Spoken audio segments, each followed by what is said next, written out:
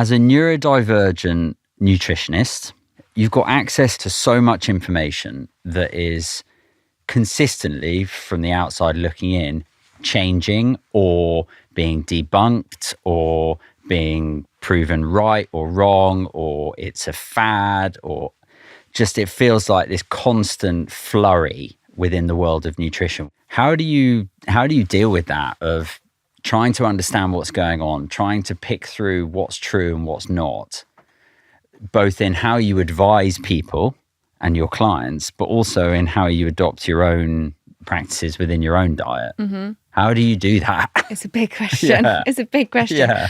I think when you are scientifically trained, you'll have more of a rigorous eye on how to look at studies.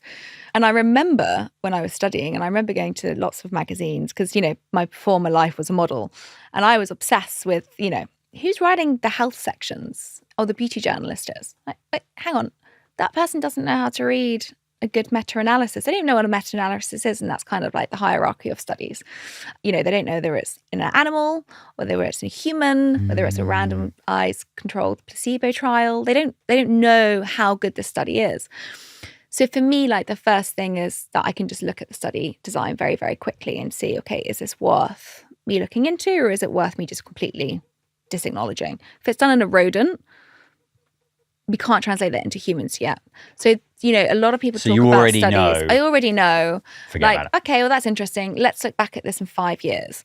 If it's one study with a very small participant size and there's no placebo on there, again, okay, we can't draw we can maybe draw association, but we can't say there's a causation there, which means that it has a direct effect. Mm-hmm. And so there's so many different in the kind of the pyramid of studies, from observational and anecdotal all the way up to like a systematic review, which maybe a systematic review might take 100 studies and look at, was there any correlation? Were they all placebo controlled? What was the study design like? And so they're the ones that you really want to be taking note of. And I think when any type of documentary comes out, like What the Health, or all these ones that kind of blew up, they were very specific in cherry picking evidence that worked for them. Okay. And so I could sit here and say anything and back it up by science, and I'm putting like little quotation marks there. Yes. Because there's studies that prove and disprove everything. But what you want to be is like, is there a body of evidence that sits and supports one thing? And is there a direct correlation? If there's not a direct correlation, you've got to be really careful about what you say.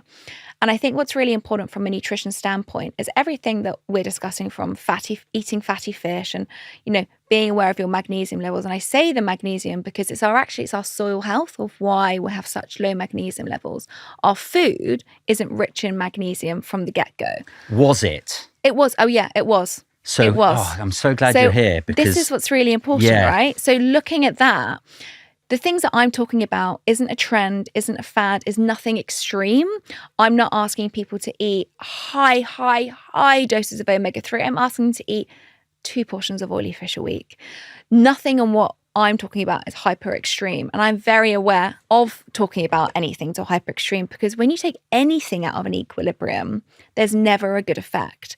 But the problem is, none of us know where our baseline levels are on nutrient values. None of us go and have regular health checks. So we're kind of just shooting in the dark here. We're kind of thinking like, well, maybe I should take a magnesium supplement. Where are your levels? Do we even know what your levels are? Vitamin D, it's advised that everyone takes a vitamin D supplement. We do know the majority of us are below our par on our vitamin D levels, and every single cell in our body has a vitamin D receptor. So we know it's hyper important. But where are you? You might be needing a much higher level than what the government are telling you. And you can have too much. And you can have too much. Vitamin D is a fat-soluble vitamin, which means that in high doses it can become toxic. Yes. Harry's coming to say hello, which is my dog. We do have we do have another guest. Sorry, we have another guest, so we haven't introduced. Put him in the guest intro. I think he's very upset that we've not spoken about him yet. But I think what's really important with vitamin D, the fact that most studies do show that it's quite rare for it to become toxic, but there are a few that do show that it can be. But I think what's more detrimental is not having a vitamin D supplement. So 10 micrograms.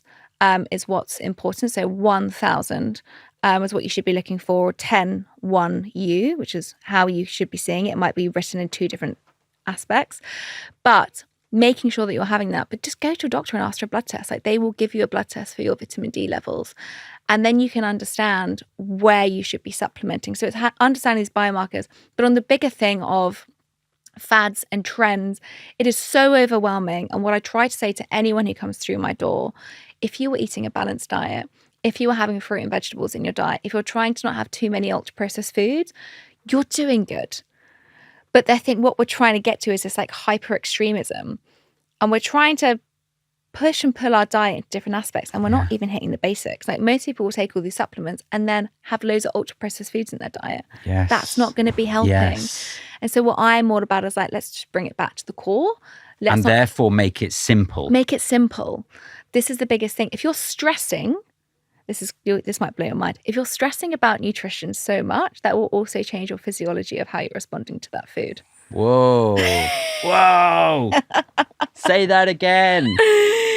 So if you're hyper stressed about how you are going to respond to food or your diet that you're having, that mindset will have a physiological change in how you metabolize that food.